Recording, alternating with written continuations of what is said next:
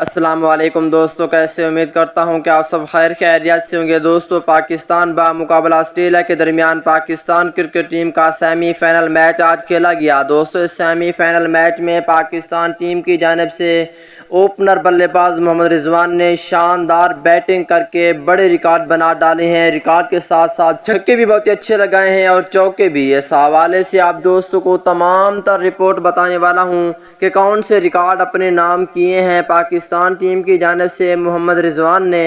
دوستو، اس سے پہلے اس ویڈیو کو لائک کریں، چینل کو سبسکرائب کریں، بیل آئیکن دبا کر آل پر لازمی کلک کر دینا ہے۔ تو دوستو، بڑھتا ہوں ویڈیو کی جانب اور آپ دوستوں کو بتاتا ہوں اس حوالے سے مکمل تفصیل۔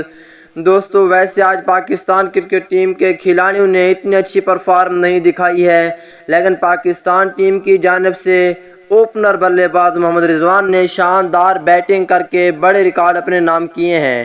دوستو، محمد رضوان نے 60 سے اوپر رنز بنائے ہیں، جن میں 3 چوکے اور 4 چھکے شامل ہیں۔ سٹرائک ریٹ بھی بہت ہی اچھا ہے اور بتایا جا رہا ہے کہ پاکستان ٹیم کے اس کھلاڑی محمد رضوان آج ویراٹ کوہلی کا بھی ریکارڈ توڑا ہے۔ اور بتایا جا رہا ہے کہ پاکستان ٹیم کی جانب سے محمد رضوان نے آج ویراٹ کوہلی سمیت کئی کھلاڑیوں کے ریکارڈ توڑے ہیں پاکستان ٹیم کی جانب سے بہت ہی اچھی بیٹنگ کر کے۔